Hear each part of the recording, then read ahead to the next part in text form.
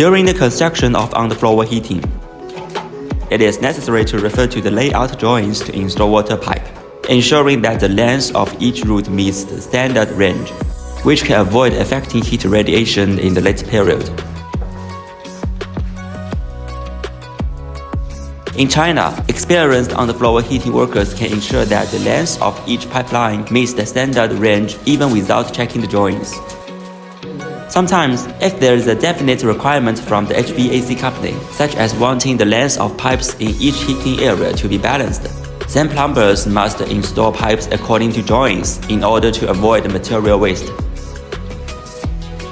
In recent years, dry aluminum floor heating products have gradually become popular in the market, with the advantages of saving floor height and accelerating heating.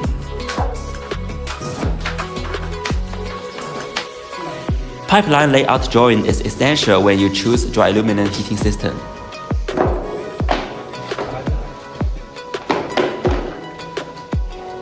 If you want to know more about Chinese construction site and underfloor heating, please hit the subscribe button below and leave your comment.